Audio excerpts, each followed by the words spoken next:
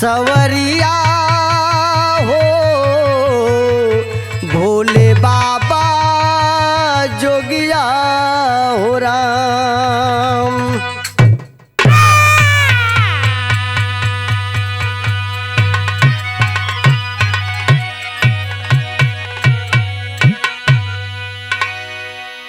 दोस्तों, मैं राष्ट्रीय लोक गायक जित्तू लाल यादव आप सब भोजपुरी श्रोता समाज के एक स्वर में प्रणाम कर रहल बनी जा। आज ही हमारा एगो बिरहा जो समाज स्तर से बिलोंग करता है बाबू बड़े भैया सिद्धांत उर्फ सिद्धू मौर्या के देख रेख में सखी म्यूजिक से रिलीज हो रहल बा।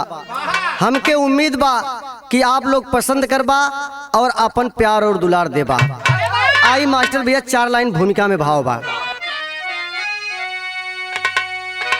सब देवी देवता 33 करोड़ मिलके माई के ममता समान नाही होई है। माई के गोड़वा के धोवन जो मिल जाए ऐसे बड़ा गंगा के नान नाही होई गए। माई के करनी के भूली जो बेटा ऐसे बड़ा केहू बेईमान नहीं होई है।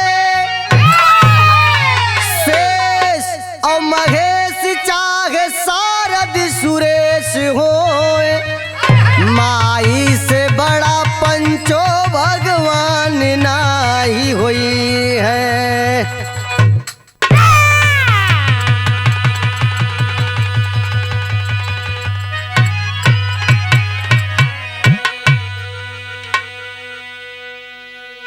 यही जैसे हमारे बिरहा के शुरुआत बा। सुरेंद्र भैया हमारे बिरहा में कवि जी पहली गीत का लिखना तही से आप संकेत करिहा। और रिकॉर्डिंग के हुनरमंद बड़े भैया रंजीत राही जी को भी मैं नमस्कार प्रणाम करता हूं। बड़ा आशीर्वाद प्यार मिलता है भाई से। कौन गीत है सुरेंद्र भैया?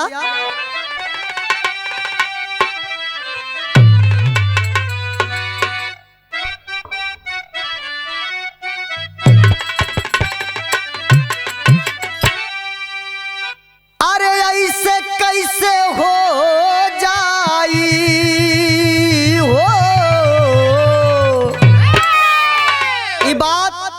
कोनो प्रेमी और मासूका के बाद। अरे ऐसे कैसे हो जाई मोहब्बत के सौदा हो।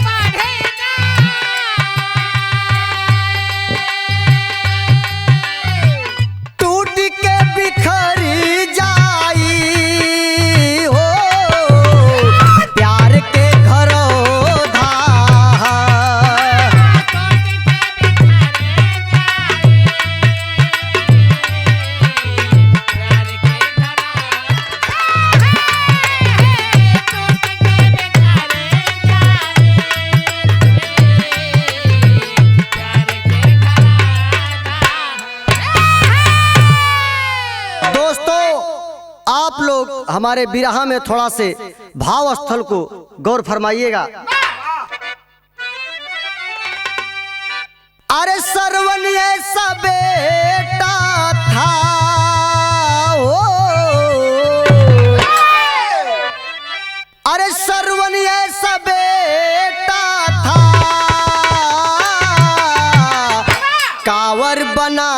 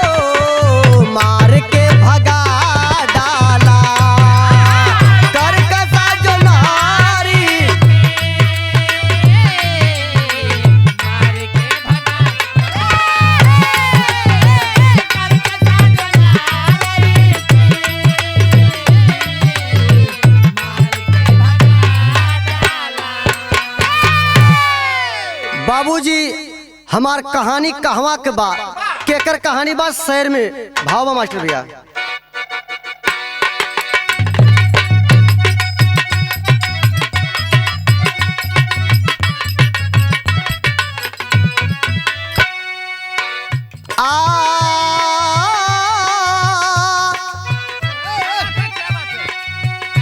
घुट घुट के मार डालती शैतान गरीबी, घुट घुट के मार डालती शैतान गरीबी, जाने है बेलगाम इंसान गरीबी।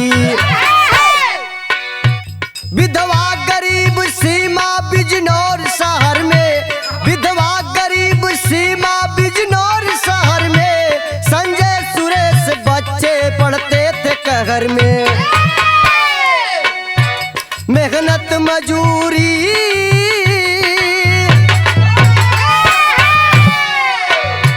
मेहनत मजूरी करके पढ़ाने लगी है, मेहनत मजूरी करके पढ़ाने लगी है। इंटर किया जब संजय समझाने लगी है।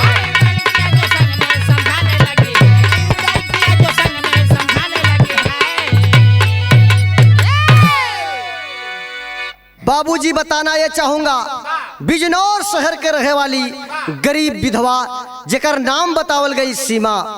सीमा के पति के नाम रमेश, जवन जवानी के दहलीज में ही बाबूजी सीमा के छोड़कर इस दुनिया से चला जाता है।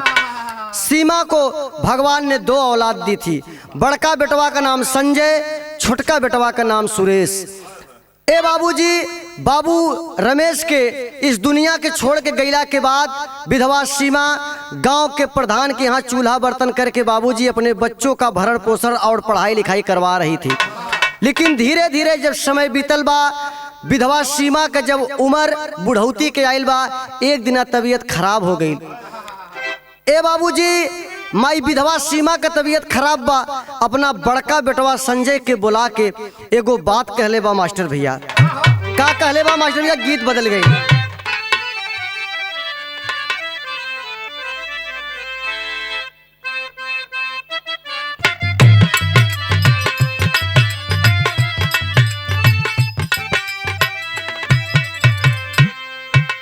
यह गीत बा, कवने खोतवा में लू कैलू चिरई दूध मलाई खैलू।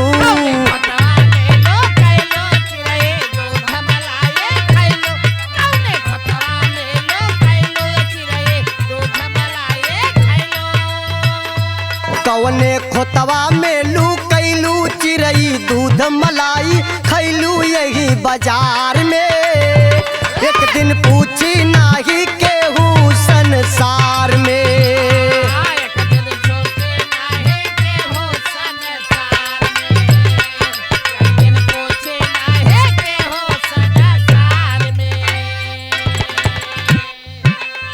लेकिन भाव स्थल का बा सुरेंद्र भैया,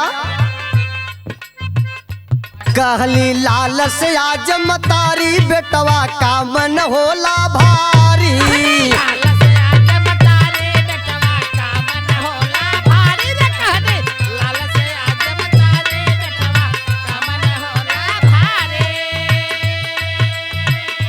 माई संजय से कहतन कि लाली बुढ़ौती बा, आज तबीयत हमार ना ठीक बा, अब हमसे कोनो काम धंधा ना होई। लाल अब तू सयान हो गईला, कोनो कमाए धमाए के जुगती करा। संजय के माई समझावत बा, कहली लाल से आज मतारी बेटवा का मन होला भारी, यही बदान से खर्चा चले नाही कवनो जतान से।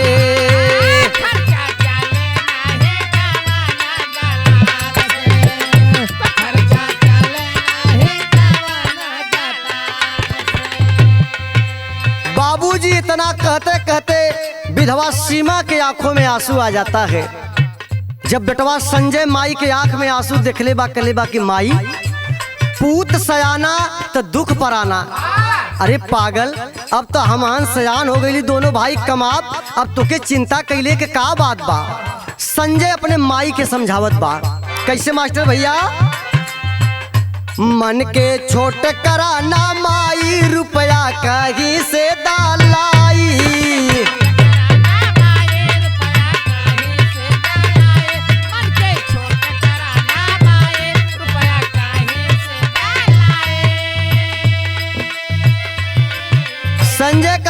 माई तू जीव मत छोट करा, हमके किराया भाड़ा का जुआड़ बना दा। अरे हम जात है कमाब, तो के रोवला के का जरूरत बा। मन के छोट करा ना माई, रुपया कहीं से दलाई कोई घर से, खर्चा चल नाही कवनो जतार से।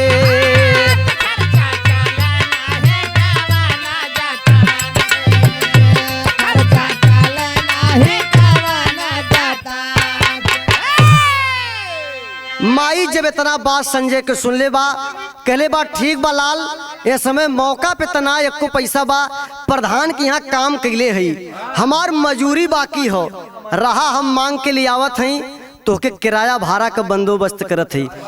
ए भैया तब जमाने में माई 500 रुपया प्रधान के यहाँ से बकाया मांग के लिए आइल बा, बेटवा संजय के देहले बा। ए पंचो, अब संजय जब 500 रुपया पहले तक कैले का मास्टर भैया तनी से गीत बदल गई।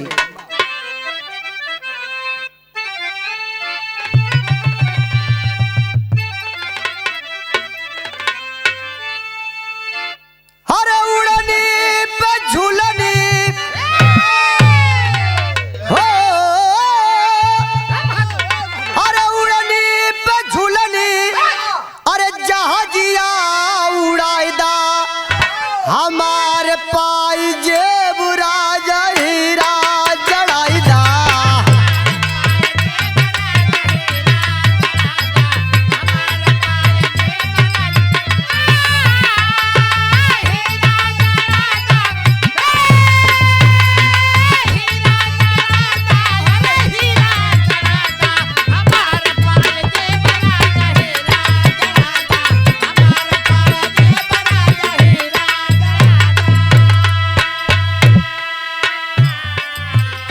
बाबूजी 500 रुपया पहले के बाद संजय का करत हुआ भावा,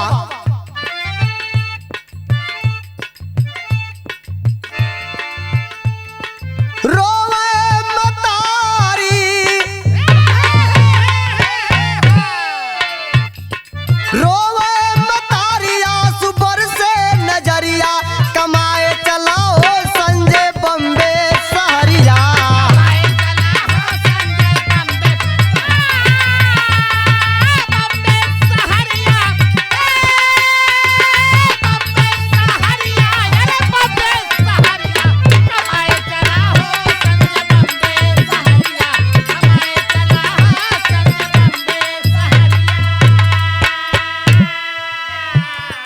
बाबूजी संजय ट्रेन पर सवार हो जाता है महाराष्ट्र की नगरी में चलने के लिए।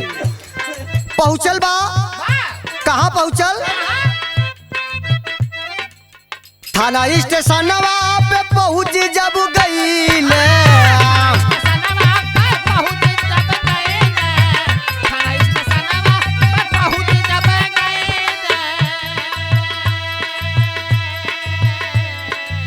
होटल मालिक से अपन गरज सुनवाला,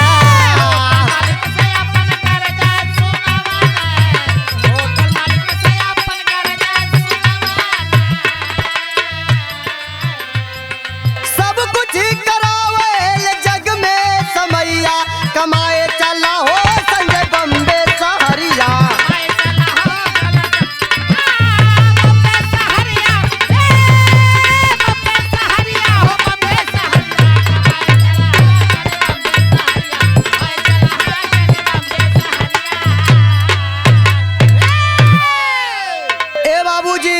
आप लोग बम्बे गए होंगे तो देखे होंगे बम्बई में एक थाना स्टेशन है। बाबू संजय जाता है और उस थाना स्टेशन पर उतर जाता है। ए भैया जब संजय उतरल बा तो संजय के बहुत तेज भूख लागल बा। अब भूख बर्दाश्त ना भइल तो बगलिए में एगो होटल रहल। संजय भागल भागल गईले होटल मालिक के यहाँ। पहले तक कहला खाना खाए के, ए भैया खाना भी खैले और कहले कि सरकार ही बतावे का हमरे लायक कोनो काम मिल जाई का। होटल मालिक पूछने लगा कहाँ से आए हो, कितने तक पढ़े हो? कहे साहब बिजनौर से आया हूँ, 12 तक पढ़ ले ही साहब। अगर हमरे लायक कोनो काम हो तो बतावें। कहें अगर आप करना चाहो तो हमारे होटल पर तमाम काम है, आप कर सकते हो, कोई दिक्कत नहीं है। अरे कहे साहब बहुत गरीब आदमी है, अगर यही होटलवा पे लगाए ली है तो हमरो रोजी रोटी अरे वाह चल जाई। ए भैया संजय उसी होटल पर रहने लगा और काम करने लगा। संजोग लोग बताते हैं कि कब किसकी किस्मत बदल जाए कोई जान नहीं सकता है। ए बाबू संजोग से उस होटल पर तमाम प्रकार के लोग आते जाते थे। कभी कभी उस होटल पर एक अंजना नाम की लड़की आती थी जो फोन विभाग में अधिकारी थी। ए बाबूजी संजोगन एक दिन कुंवारी अंजना आइल बा और ओकर नजर संजय पे पड़ल बा। देखले तो बड़ा सोच में पड़ल कि वो इतना हट्टा कट्टा, इतना लंबा तंबा, गोर अंगार और ऐसा नौजवान और इस होटल पे क्या काम कर रहा है, इसकी क्या मजबूरी हो सकती है। एक दिन तो चल गई, दूसर के दिन आइल, बोले इसकी जरा एक चाय लेके आओ। ए भैया जब संजय चाय लेके अले तब पूछत हो कि क्या नाम है। अरे कहे साहब संजय। कहाँ के रहने वाले हो? कहे साहब बिजनौर के। कहे कितना पढ़े हो? कहे इंटर तक। कहे नौकरी करोगे? अरे कहे साहब नौकरी बदे परेशान है। कहे चलो मेरे साथ, टेलीफोन विभाग में नौकरी लगवा दूंगी और तुम्हारा किस्मत बदल जाएगा, समय बदल जाएगा। ए भैया एक दिन कह के चल गई। फिर तीसरका दिन आइल बा, इशारा कैले बा, इशारा कई के संजय भाई के अपना गाड़ी में बैठा ले बा, कार में बैठा के लेके चल बा। मास्टर भैया कैसे गीत बजल गई।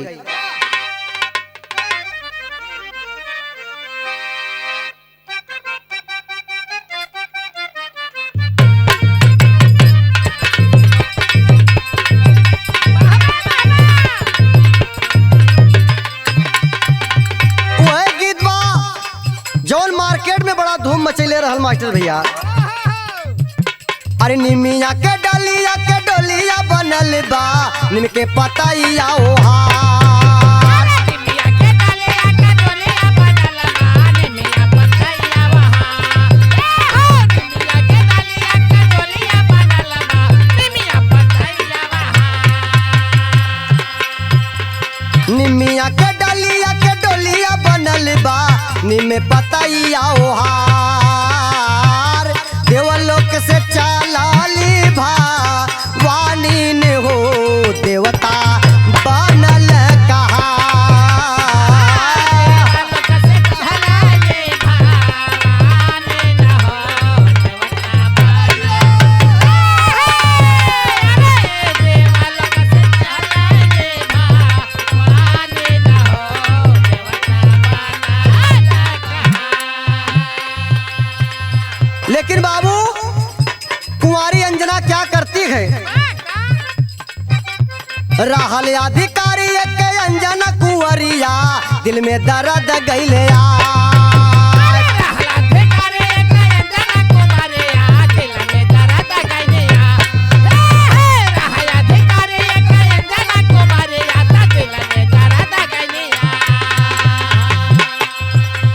रहली अधिकारी है अंजना कुंवरिया, दिल में दर्द गइले। टेलीफोन विभागवा में जाई के हो, देहली नौकरी लगवा। टेलीफोन विभागवा में जाई के हो, देहली नौकरी लगवा।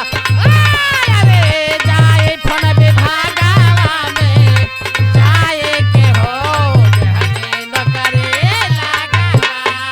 बाबूजी अंजना कुंवारी संजय को लेकर जाती है। ए भैया ले जैला के बाद टेलीफोन विभाग में चपरासी पद पर नियुक्त करवा देती है।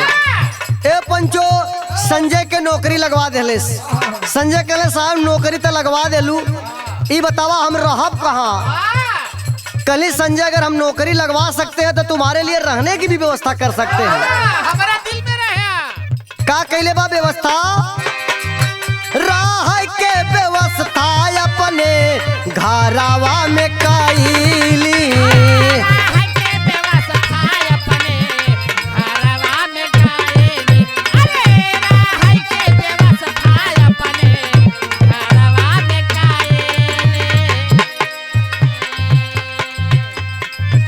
संजय गरीबावा के दीन लवटवाली।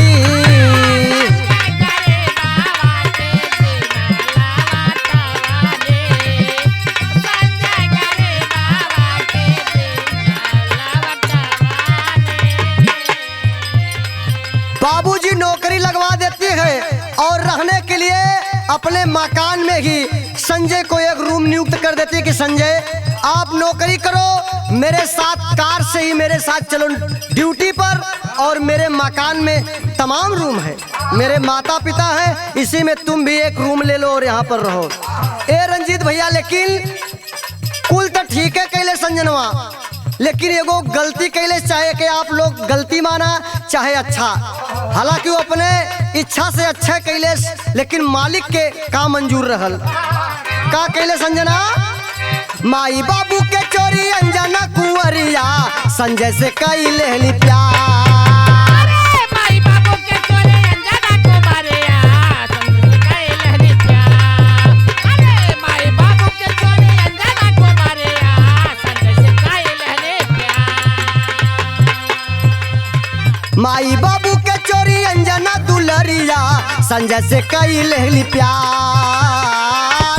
टेलीफोन भी भगवा में ले जाई के हो देखली नौकरी लगवा। टेलीफोन भी भगवा में जाए के हो देखली नौकरी लगवा। टेलीफोन भी भगवा में जाए के हो देखली नौकरी लगवा। ए भैया, संजय के लेकर अंजना कुंवारी उसी अपने रूम में रहने लगी। ए भैया, अंजना के साथ साथ उनके माता पिता भी रहले और केहू ना रहल। ए भैया, धीरे धीरे 1 महीना 2 महीना 4 महीना बीतल बा। संजय के अपने साथ कार में हमेशा ड्यूटी पर लेकर आना जाना, संजय को गाड़ी भी सिखवा देती है, लाइसेंस भी बनवा देती है, संजय ड्राइवरी भी करने लगा और साथ में ड्यूटी भी करने लगा। ए भैया, साथे रहते रहते मेल जोल होते होते धीरे धीरे दोनों में प्यार हो जाता है बाबूजी। और जब प्यार हो गई, पास पड़ोस के लोग जब देखले जनले यह बात के, तो चर्चा होने लगल कि अरे बाप रे बाप, ये तो अंजना बहुत गलत कर रही है। समाज के लाज लिहाज के और मान सम्मान के बचावे खातिर जाके बॉम्बे कोर्ट मैरिज से शादी कर लेती है। ए भैया, शादी कैले बा और संजय का गर्भ अंजना कुंवारी के पेट में रह जाता है।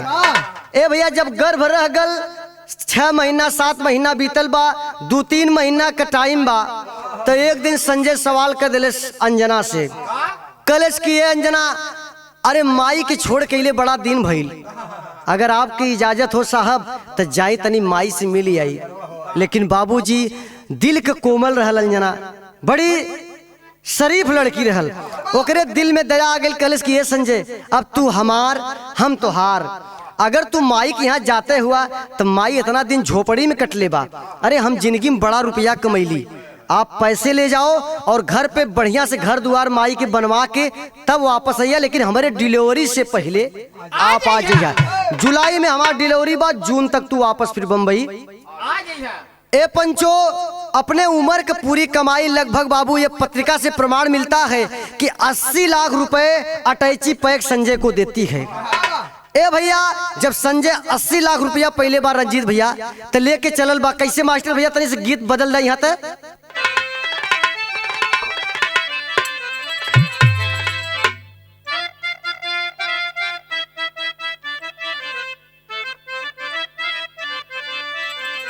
उहे गीत बा, अरे का पगला गइलू ना मोरी अइया, अइया का पगला गइलू हो।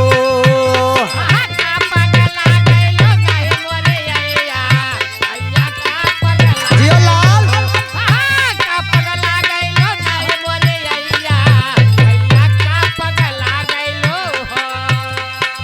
का बौरा गइलू ना हो मोरी अइया, अइया का बौरा गइलू हो। हम त खुद रहिला बऊ रहिया, हम त खुद रहिला बऊ रहिया, अइया का बौरा गइलू हो। जियो लाल,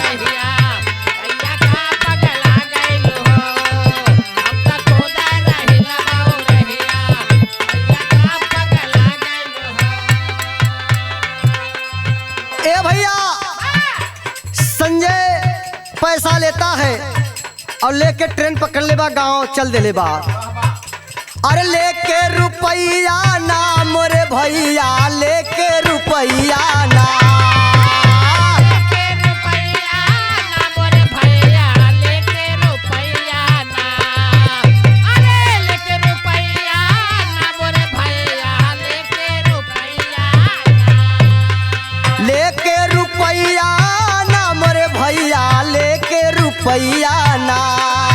संजय अइले भवन पर जहिया, संजय अइले भवन पर जहिया, भैया लेके रुपैया ना। संजय अइले भवन पर जहिया, भैया लेके रुपैया। संजय अइले भवन पर जहिया, भैया लेके रुपैया ना। ए भैया, जब रुपया लेके संजय घरे अइले के बाद जे कबो 10 रुपया 5 रुपया बदे रंजीत भैया तरसत रहल, अगर ओके इकट्ठे 80 लाख रुपया मिल जाए तो पगला ना जाई।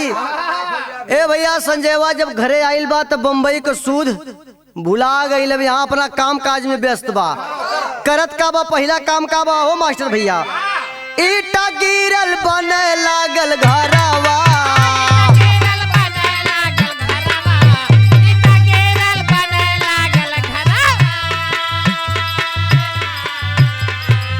खेती बाड़ी लिखैले हो, खेती बाड़ी लिखैले हो, दुआरे खड़ी भइल 4 पहिया, दुआरे खड़ी भइल 4 पहिया, भैया लेके रुपैया ना। दुआरे खड़ी भइल 4 पहिया,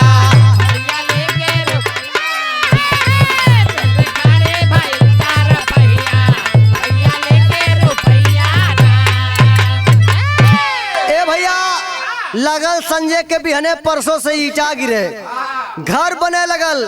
इतने ना बाबू, स्कॉर्पियो गाड़ी भी 4 दिन बाद आई के दुआरे खड़ी हो गई। और लोग चौराहे पे संजय सेठ के नाम से बुलावे लगले। जहाँ 10-10 लोग के रोग चाय पियावे लगले, लोग कहे अरे भैया सेठ के स्कॉर्पियो आवत हो। संजय सेठ से लोग संबोधित करे लगले।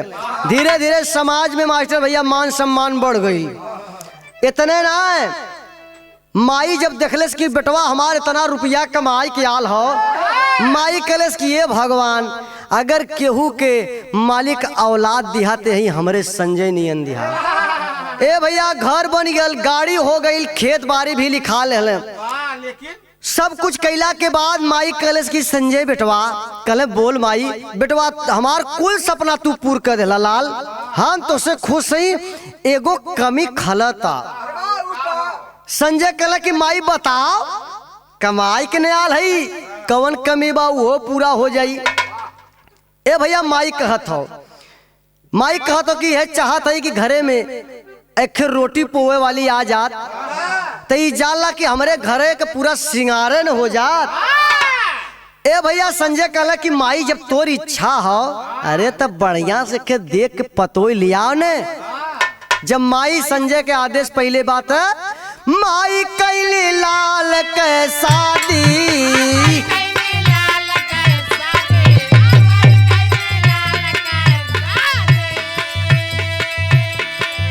बाहु सोला लियली हो,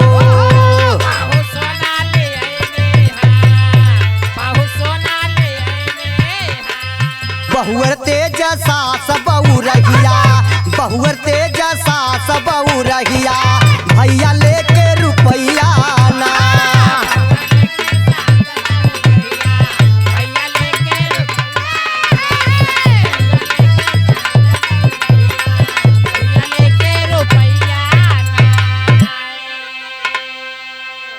ए भैया जानेला, माई अपने बेटवा के पाल पोस के जब नौजवान बना देले, जब हाथ गोड़ हो जाला, जानत हुआ जब नईकी माई आवेले तो कहीं पुरनकी माई बेकार लागे लगेले। ए भैया संजय के माई शादी कैले बा और एक बड़ी सुंदर दुल्हन घरे में आइल बा। ए पंचो, जौनी दिन पतो घरे में आइल 4 दिन बीतल बा। जहाँ 4 दिन बीतल, संजय के चैनल ऐठले साल इंडिया भिंडे बोले लगले। ए भैया करत का हवन संजय, घरे में होत का बा। संजय के व्यवहार देखा माई के प्रति, कवि जी विदेशिया में भाव दिले मास्टर भैया।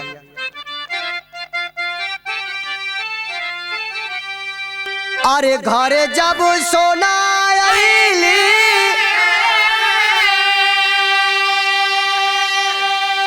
माई तब बेगाना भइली, बेटा है कर जवन कह कैली गुजारी।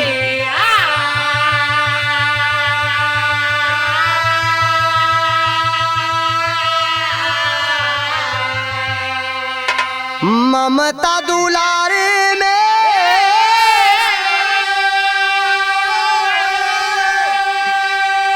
दरार पारी गईले हो। खारा खोट सासू के सुनावाले पातो ही।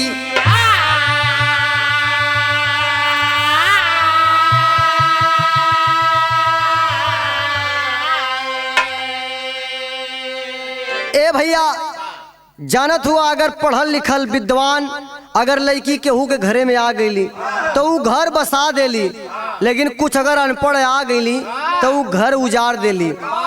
ए भैया वह संजय जौन माई से इतना ममता रहल, वह पतो है आइल 4 दिन भइल बा, सासू पतोहू में जौने ना तौने हो जात बा। ए पंचो कवि जी हमारे 4 लाइन या नारी के ऊपर लिखले। का लिखले मास्टर भैया? नारी जो चाहे, नारी जो चाहे तो कुल के मर्यादा रखे। नारी जो चाहे तो कुल के मर्यादा रखे। नारी जो चाहे आग पानी में लगाए जाए। कभी बन के रंडी कभी बन के चंडी, चाहे तो चरणों की पूजा कराए जाए। ए दोस्तों इस नारी में सब कुछ भरा है, तिरिया चरित्र में दैयों के फंसाए जाए। ए भैया एक दिन संजोगन ऐसन कि संजय बाजारे गयल हुवन, शाम के बेला बा, सुनवा पतोय संजय के माई से तकझक कैले बा। ए भैया तकझक हाथाबाही कैले में माई के मार दले बा धक्का। माई दरवाजा में कपार लड़ गल, माई के सर फट गल। ए भैया माई के सर फट गल, माई छच्छो धार के रोवे लगल, बाबूजी भर भर भर भर खून गिरे लगल। ए मास्टर भैया जब माई के चोट लगल बा, माई के दर्द का बा, गीत बदल गई। और सुन कैला राजाऊ, ओ सुन कैला राजाऊ, कचौरी गल सूल कैला राजाऊ। अरे मिर्जापुर के कैला गुलजार हो, कचौरी गली सुन कैला बलमू।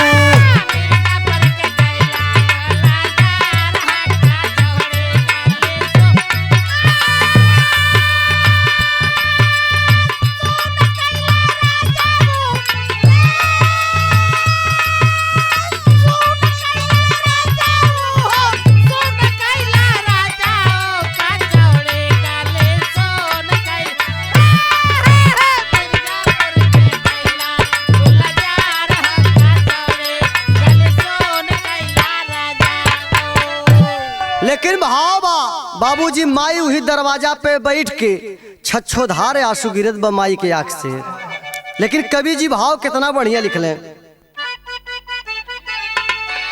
अरे दुआरिया पे रोवे, अरे दुआरिया पे रोवे,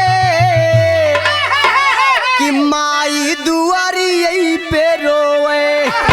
और यसी से आचारा भी गो माई दुआरी पे रोवे।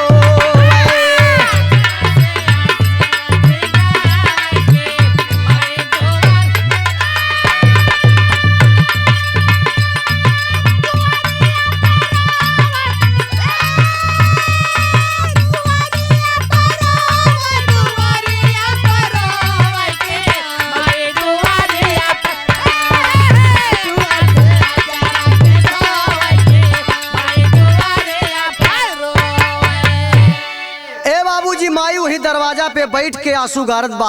अनहार जब भइल बा, संजय बाजारे से घरे अइले, लेकिन पंचो मेहरारू का नशा ऐसा होले कि जब जेके मेहरारू का नशा सवार हो जाले मास्टर भैया, रंजीत भैया, जेके मेहरारू का नशा सवार हो जाले तो ओके माई और बाबू दोस्त यार भाई बन के हुए ना सुझाला। ए भैया संजय बाजारी से जब अले दरवाजे पे तो माई ना लौकत हो ने, उनकर निगाह नईकी माई पे हो। बोला लेना संजय सीधा हाली गईल घर में, बोला लेना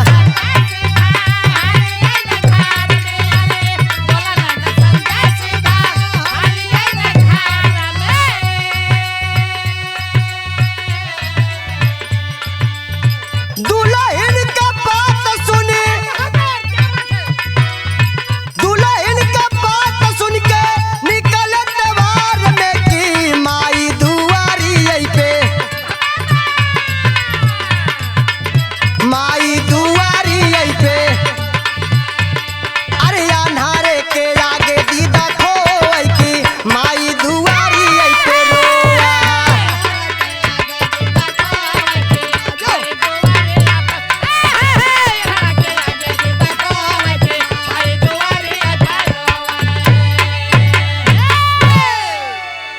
ए भैया सीधा घरे में गईले और मेहरारू के जानत हुआ तिरिया चरित्र केहू ना जानला। ए भैया जब सुनवा जल्लेस की संजय के अब टाइम हो गलो बाजारे से हमार आदमी आवत हुई है तब पेटकुइया सूतल हो मास्टर भैया। हाँ मुंह फुलाई के पेटकुइया सूतल हो ब्रिजलाल भैया, और हाँ पेटकुइया मुँहे बगल की। अब जब संजय गईले देखले कहले का हो सोना, अरे आज तो के कवन लगल हो टोना, का भल हमारे रानी के यहाँ करवटे पलटे तो वह करवटे हो वह परवटे पलटे तो वह परवटे, 3-4 हजार बार पलटल ओकरे बाद उठाई के बैठे कहले का हो गल हमरे सोना के। कहले क्यों बोला जिन, खबरदार कमाई तो हार हो और मलिकाना तो हार माई दिखाई है। अपने माई के समझा दा जाए कोई मड़ई में चुम मार के रहे और 2 कवर संझा सुबेरे खाना उनके मिल जाई और कहदा हम मलिकाना जिन दिखावे। ए भैया अब मेहरारू के बात सुन के बाहरे अले संजय लगले माई से ताव खाए। कहले कि कारे माई तोके कैदे से हम कमा के इतना घर द्वार सब कुछ बना देली तो तोके कैदे से 2 कवर खा के रहल ना जाता, का बिना मतलब करे रखले है। अरे आज भगवान तोके सब कुछ दे देले, अरे आउ दिन याद कर अपन। कहत उनका कहल कि संजय भूल गईलू इतिहास हो, कहल कि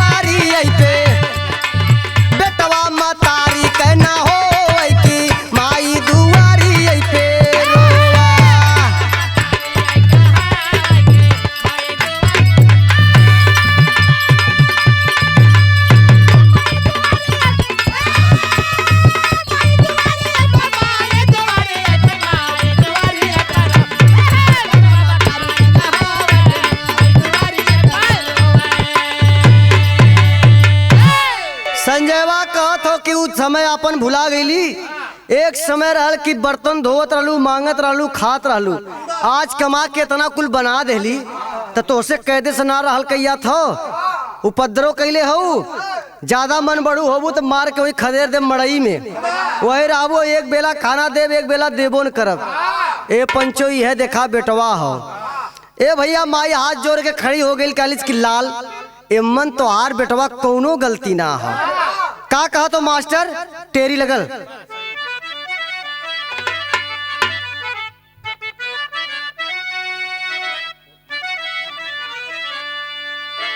हाय राम गलतिया हमारी सारी बचवा, गलतिया हमारी सारी हो, ओ गलतिया हमारी सारी बचवा। नेकी करे में अपन हथवा ले हली जारी, गलतिया हमारी सारी बचवा।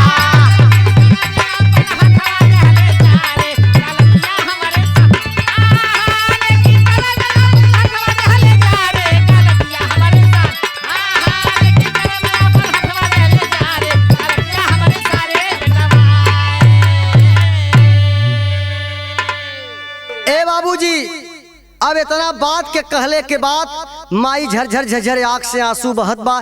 धीरे धीरे वो मड़ई के तरफ चल देहले, गई वही मड़ई में बैठ के रोवता। यह हर का बात यहाँ बा, लेकिन कमीना आता है बाबूजी शादी विवाह करके, यही माया में उलझ जाता है।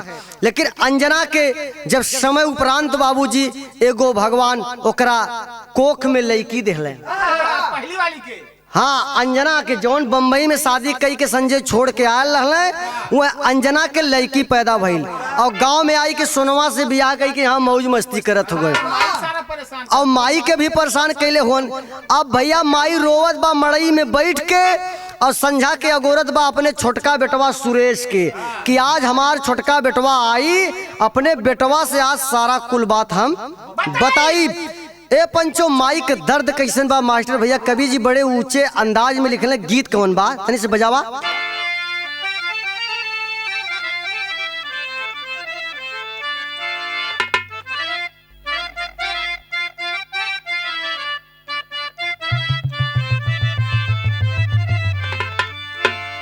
अरे गंगा जी के ऊंची रे, अरे गंगा जी के ऊंची बा आरारियानु हो, जहवा बैठे भगवान। भावा अरे छाती पीट रोवली, अरे मतारियानु हो, बेटा गैला तू भूला।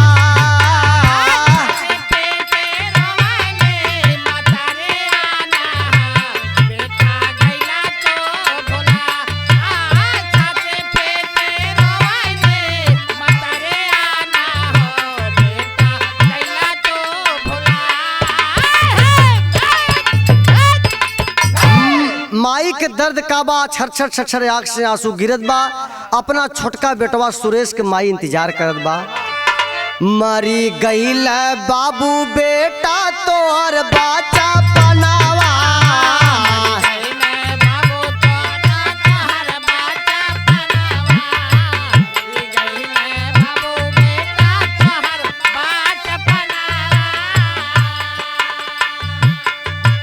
रहली गरीबी नाही अटता भोजनावा।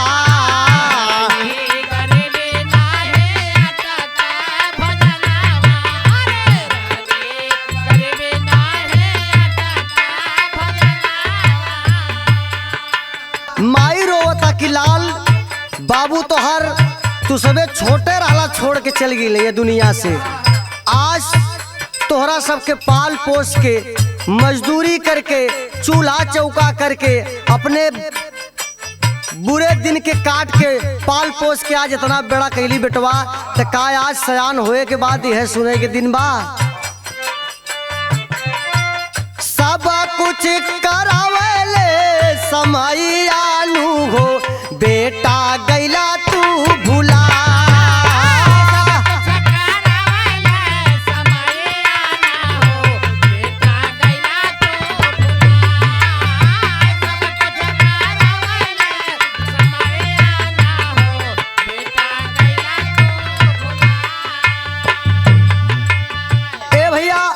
शाम के बेला जब भइल स्कूले से 4 बजे के छुट्टी भइल बा, छोटका बेटवा सुरेश आयल बा। देखलेस माई के आंख में आंसू, कहलेस कि माई आज बाबू के मरले इतना दिन हो गए, लेकिन कब्बो तोहरे आंख में हम ऐसा आंसू ना देखली। आज काम मतलब से ऐसे रोवत हूँ, कवन इतना बड़ा तकलीफ के तो के का कहलेस है। माई कहलेस कि लाल कुछ मत पूछा, आज तो हर भैया भौजी हमके मार के खदेड़ देले हुए, अब हमार जिंदगी तोहरे सहारे लाल हो। सुरेश कहले माई अब तू तनिको चिंता जिन करा। कहले ना रे लाल सुन, आई ले सुरेश माई कह समझाई,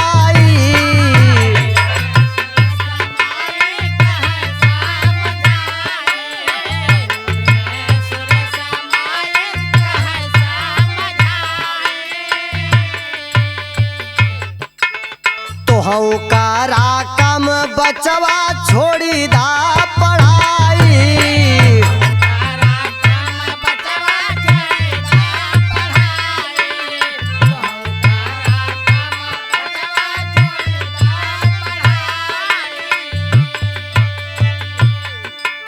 तोहरे सहारे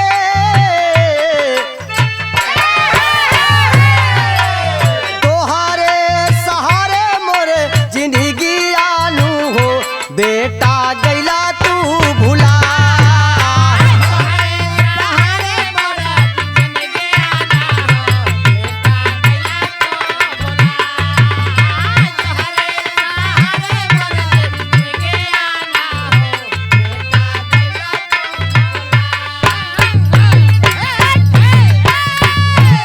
ए भैया, जब इतना बात के सुरेश सुन ले बा कले की माई तू चिंता मत करा, छोड़ा भैया भौजी के, हम बिहान सुबह में किराया भाड़ा का बंदोबस्त करा। बिहान माई हम जात हई परदेश, अब चल के हम कमाब और तोहार जौनी समय खराब आल हो एके हम देख ना जात हो माई। ए भैया, माई के बात सुन के सुरेश छोटका बेटवा का कहले बा मास्टर भैया, भाव बा बिरहा में।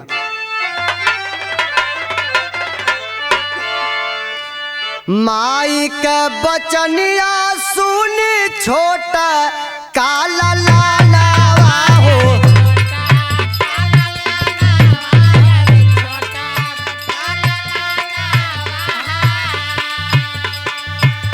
माई के बचनिया सुन छोटा काला लालावा, अरे छोटा काला लालावा हो, खोजई के चलला रोजा कारण हो रा।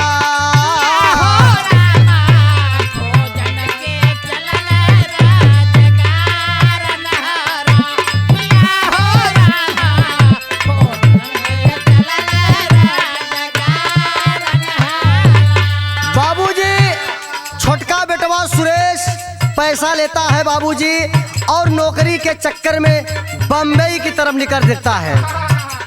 कहा गई बा, खोजता खोजाता गईल बम्बई सहारी आया रे।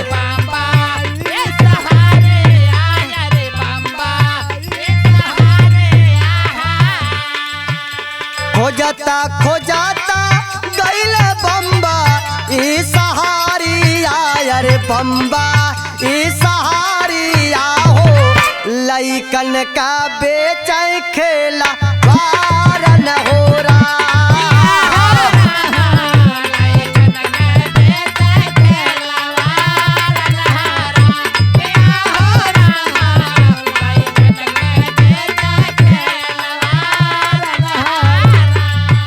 बाबूजी बम्बई में पहुंच जाता है सुरेश, और चूना भट्टी में रहकर बच्चों का खिलौना बेचने लगता है। ए भैया, बच्चों का खिलौना वो घूम घूम कर बेचता था, और घूमते घूमते एक दिन संजोग से पहुंचा कहाँ, बेचाता बेचाता गईल अंजा ना दुआरी आया रे, अंजा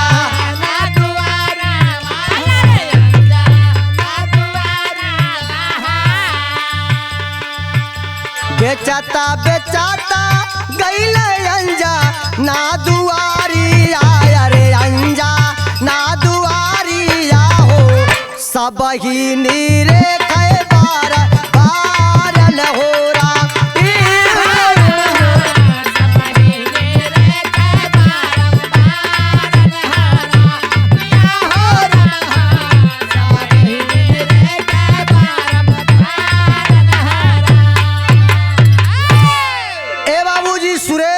बच्चों का खिलौना बेचते बेचते संजोग से एक दिन उस अंजना के दरवाजे पर पहुंच जाता है, जो वही अंजना अधिकारी थी जो कभी उसके बड़े भाई संजय से शादी की थी, और उसका जन्मा एक छोटा बच्चा जो कन्या के रूप में पैदा हुई थी।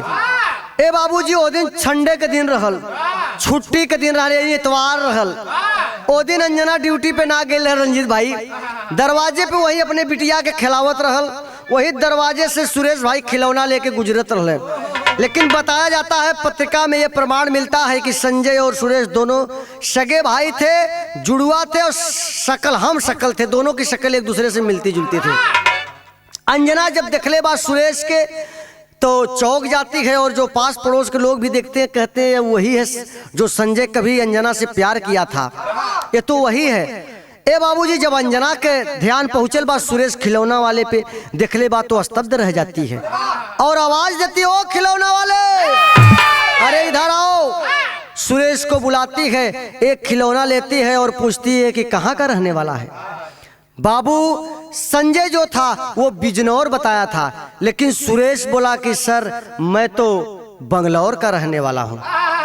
इतने मिस्टेक हो गई, खाली प्रांत का मिस्टेक भइल, बस इतने।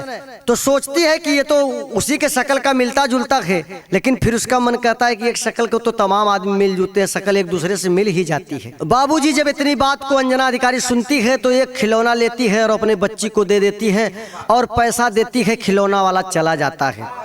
ए भैया, 2 दिन के बाद मंगलवार के दिन बा, अंजना ड्यूटी से छुट्टी मिलल बा और अपने रूम की तरह आवत बा, लेकिन बीच में मास्टर भैया भयल का गीत बदल गई।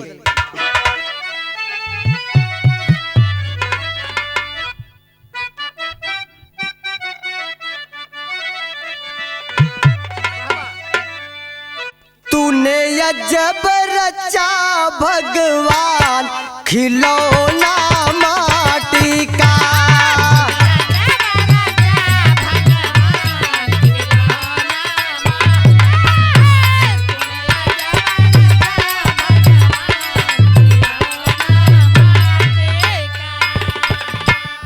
लेकिन भाव हो मिली गईली अधिकारी फिर, मिली गईली अधिकारी फिर खिलौना वाले से।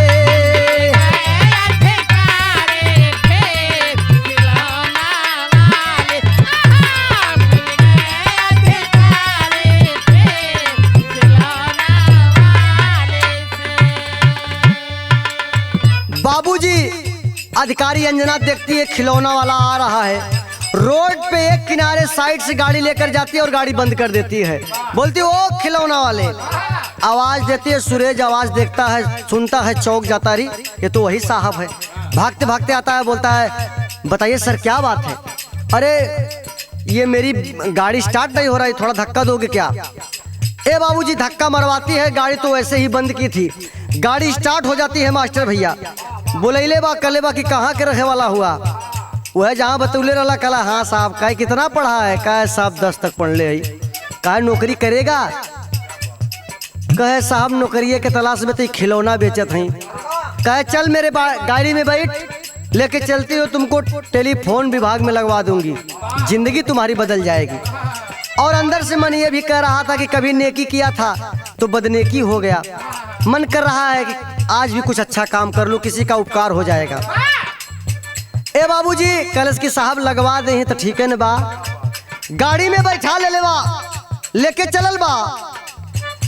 तब बदल गई तकदीर, तब बदल गई तकदीर खिलौना वाले की।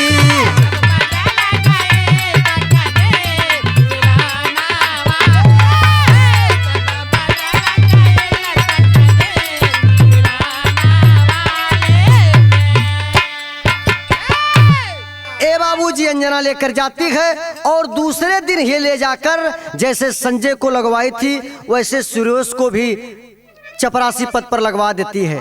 बाबूजी फिर वही व्यवहार, जो व्यवहार वो कहीं संजय के साथ करती थी वही व्यवहार फिर सुरेश के साथ भी करने लगी। गाड़ी सिखवाती है, लाइसेंस बनवाती है, साथ में आना जाना, साग सब्जी ले आना हुआ, सब कुछ मिलते जुलते साथ में रहने लगे। बाबू 2-3 महीना 4 महीना बीता तो पास पड़ोस के लोग चर्चा करने लगे कि एक बार प्यार की थी तो वो धोखा दे के चला गया, फिर उसी तरह पता नहीं कौन इसको मिल गया, फिर उसके जाल में फंस गई। ए बाबूजी, एक दिन रात के 12 बजे के टाइम बा, अंजना के आँख खुलल बा, नींद ना आवता, सोचता कि आखिर में कत्तो बियाह शादी होबे करी, एगो बच्ची बा, अगर हम कहीं सुरेश से बियाह कर ली तो सुरेशों की जिंदगी बन जाता हमरो। ए बाबूजी राती के 12 बजे उठल बा, सुरेश वाले कमरा में गईल बा राती के सुरेश के पैर पकड़ ले बा। कलश की सुरेश उठकर बैठ जाता है और गड़गड़ गड़गड़ कांपने लगता है। कहता कि साहब आप और इतनी रात को क्या मुसीबत है आपको? ए बाबूजी रो के अखिया से भर भर आंसू गिरता। रो के एगो बात कहले बा मास्टर भैया, गीत ना बताई लेकिन हम भाव बतावत हई का। कहा अंजना रोई के अरे कहा नवा मनवा लागल बा, और कहा नवा मनवा लागल बा, और बन जा सुरेश तो हई मोर सजानवा मनवा लागल बा।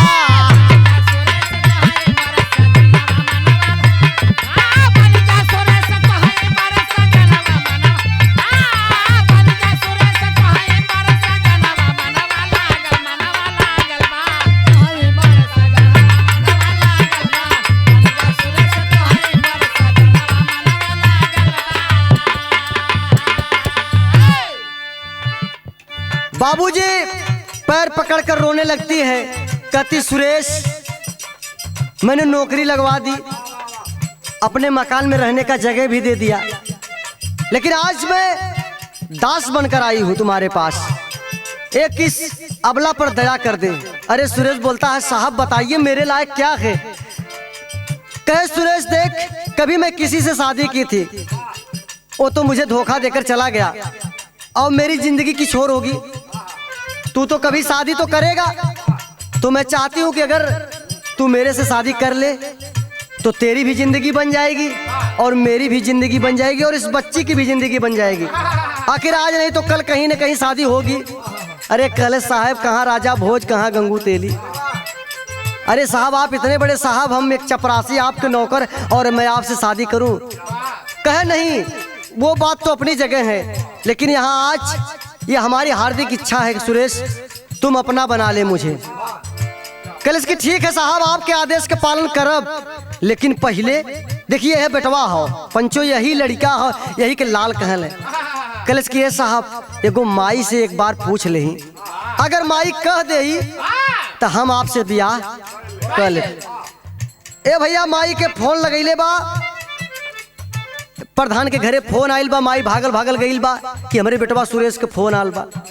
बात के लिए बा कल माई एगो साहब मिल गई, हमारी नौकरी लगवा दिली, सारा बात के बतैले बा। जब माई इतना बात के सुन ली तो कली ये बेटवा सुरेश अरे वो कोई आम इंसान ना बाड़ी, वो तो साक्षात लक्ष्मी बाड़ी। ए बेटवा ब्याह कला और ब्याह कैले के बाद पतोही के और हमारे पोती के ले के आवा घरे हम देखो। और यार साहब हाथ जोड़ के खड़ी ही कि सब जौन प्रॉपर्टी देखत हुआ हमार संपत्ति हो सुरेश सब तोहके कह दे। धन दौलत का कमी न पड़े है सुख से जिन भी ताला हो।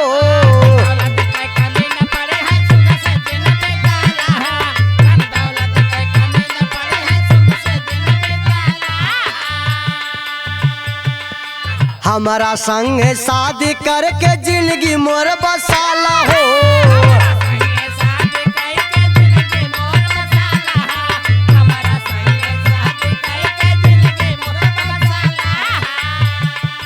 कहे अंजना रोई के कहानवा मनवा लागल बा, कहानवा मनवा लागल बा, बन जा सुरेश तो हई मोर सजानवा मनवा लागल बा।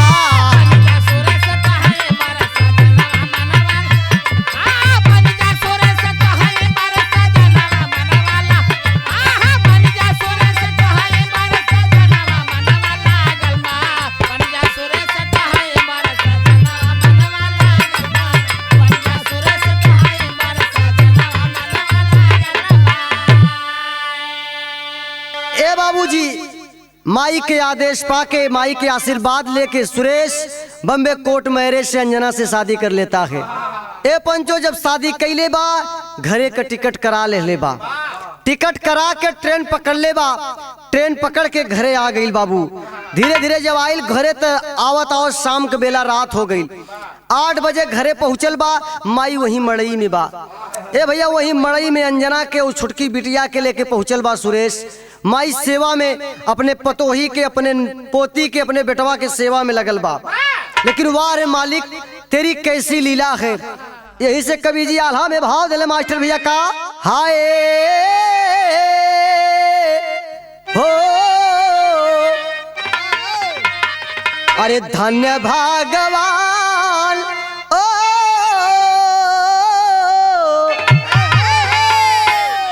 धन्य भगवान धन्य माया दुनिया में तोहरी।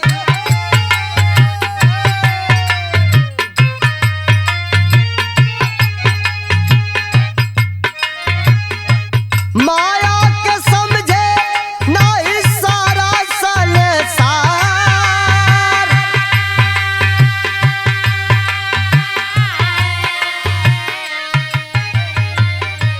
माई के मर्जी से शादी होई गईली पंचो।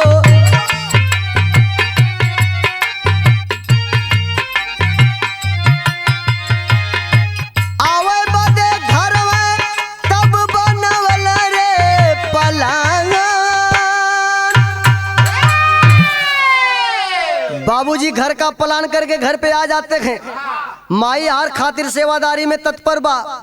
ए भैया जब सुबेर होती खबर संजय के लगल कि अरे बाप रे बाप हमार छोटका भैया बम्बई से मेहरारू लेके आइल बा।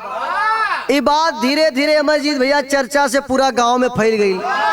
गांव वाला कह लगल गरीब बाप रे बाप एक संजय सेठ रहना इतना मानिंद आदमी, गांव में इनकर इतना सम्मान, जेके भगवान सब कुछ दे देले।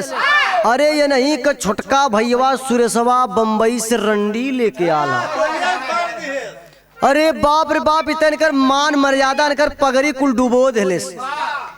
हे भैया जब गांव में हल्ला हो गई सुबेर होते प्रधान के घरे खबर गई। प्रधान सारा पंच जुटल बा, कहले कि भाई अगर देखा या तो सुरेश के यहाँ से भगा दा, नहीं तो संजय तोहरे दुआरे केहू खाना पीना केहू न्योता हकारी में तोहरे दुआरे ना आई। ए भैया इतनी बात के सुन के पंचायत जुटल बा। फैसला यह होत बा कि सुरेश के कह दा कि जौन बम्बई से मेहरारू लेके आल हुआ नहीं लेके जाए, नहीं तो सारा काम बिगड़ जाई। ए भैया पंच जुटल बा। संजयो अपन वही गोजी ओजी लेके भाजत बा कि सरवा हमार नाक कटा देले। आई सारा लीला उ अंजना कुमारी वही मड़ई में से घुघुटा से देखत रहल। जब कुछ टाइम ला देखलस तो कहलस कि अरे बाप रे बाप ये तो वह कुकुरा हो जौन कबो हमें वहाँ प्यार कैलेस, वही के जन्मनी लड़की छोड़ के भाग आइल। ए भैया जब संजय के 3-4 फराक बात सुन ले, जब बर्दाश्त ना भइल मास्टर भैया घुघुटा कढ़ले वही पहुंचल सभा में। जब सभा में पहुंचल तो सब देखले तो कहा था देखा संजय कहा था देखा था साहब देखा देखा सरकार देखा प्रधान ये रंडी ना हो, देखा करे लाज शर्म हो, देखा ये मनन के तनिको शर्म करत हो। ए भैया जब पहुंचल बा घुघुटा काढ़ के मास्टर भैया तो एगो बात कहले बा। का कहले बा?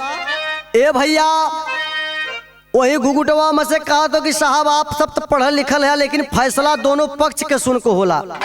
इस संजय के सुन लेला लेकिन हमरो सुना। का कहत हो कि हमारे बाबूजी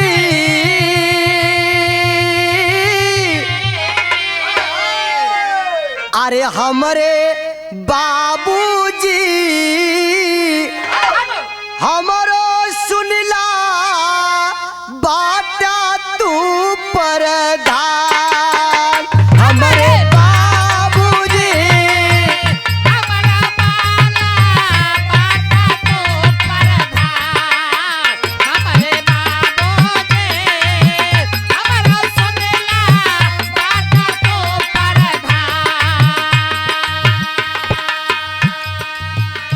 पढ़े लिखे आप हैं पंचो, मैं तो अबला नारी।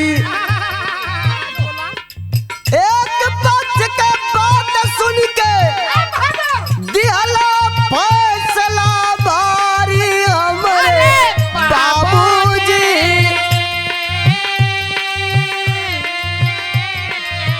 हमारे बाबूजी खुद ही गलती कैला तू सरकार। हमारे बाबूजी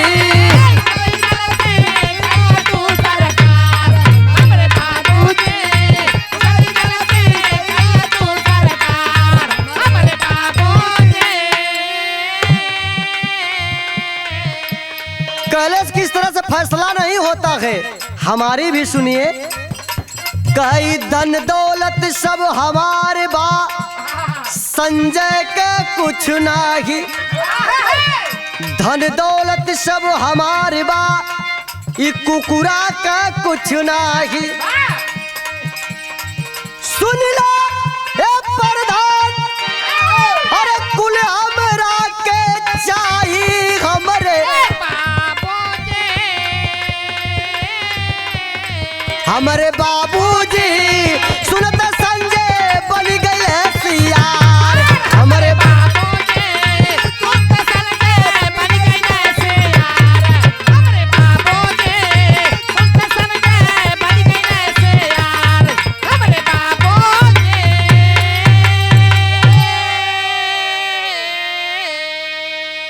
ए भैया असली रूप में आ गई।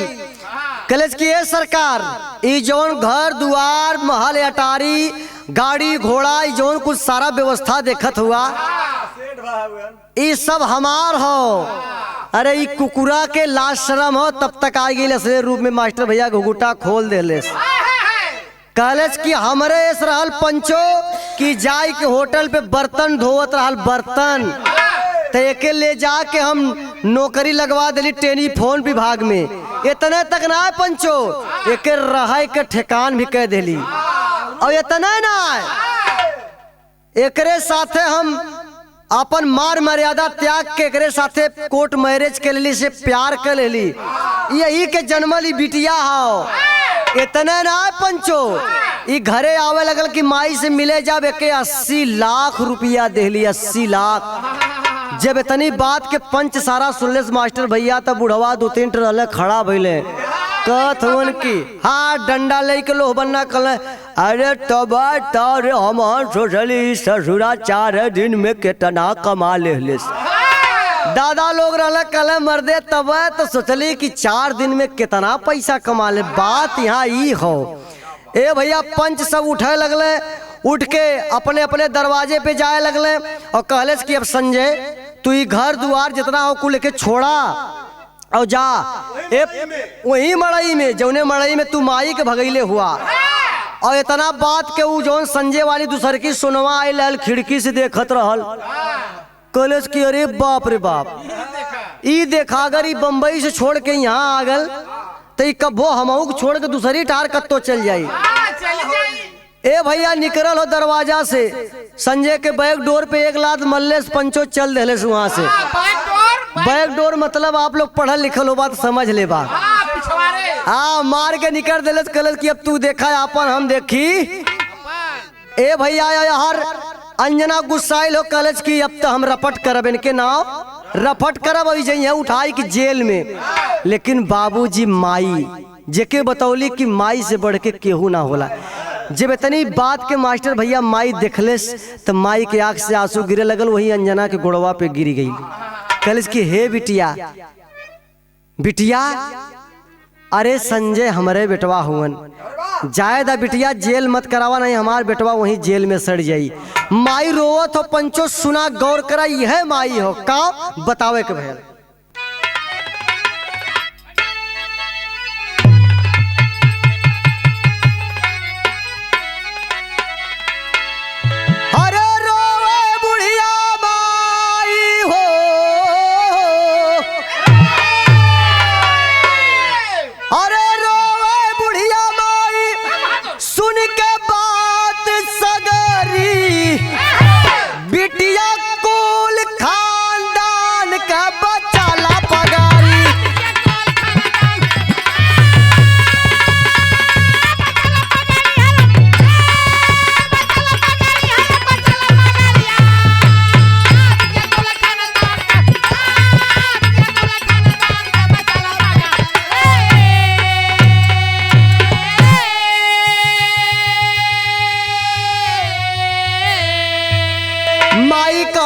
बिटिया अगर संजय के जेल हो जाई तो जाला पुरनिया मतारी जियते मर जाई। संजय हमार बेटवा हन बिटिया ऐसा मत करा, आप पढ़ल लिखल हो। अरे सचमुच में बिटिया तू बाटू लक्ष्मीनिया और हमारे संजय के माफकाई दाना दानिया।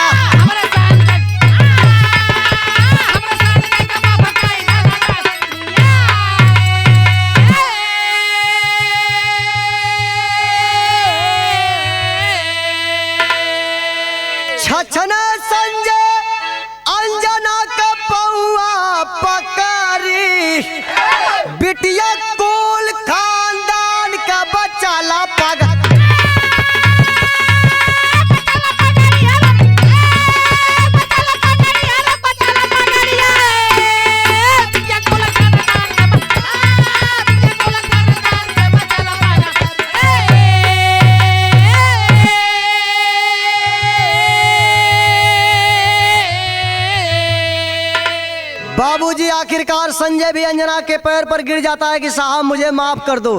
पैर से झटक देती है, कुत्ता तुम हट जाओ, तुम मेरे लायक नहीं हो, मेरे सामने खड़े हुए लायक नहीं हो। ए बाबूजी डांट दे बाप।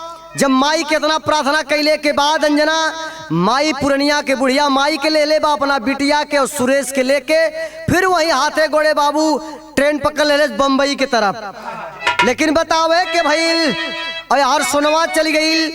अरे वरली कुला बाय अंदर जेकर बा मकनवा और हंसी खुशी दीनावा बितावल जवानावा।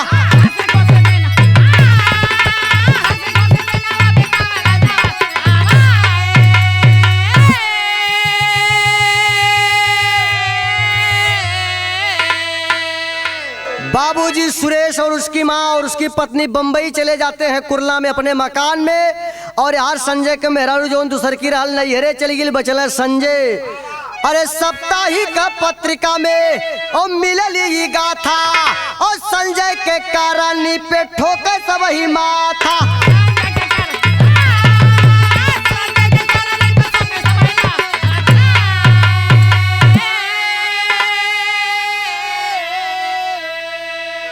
ए पंचो संजय बैठ के रोवत है, रोवा संजय माई बिना सुन बाबा खारी बिटिया कुल खानदान का बचाला पा।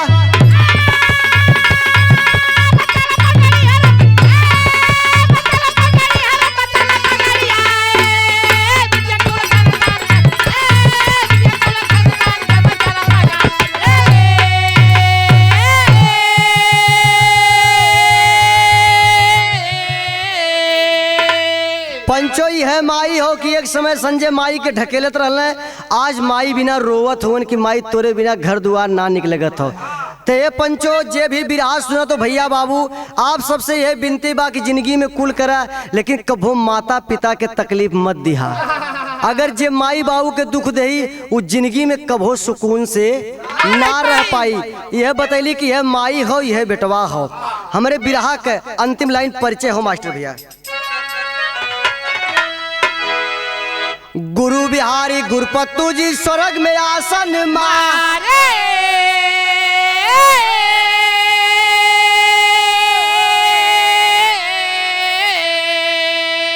राम अवध कभी देहाती दाव से सबको मारे।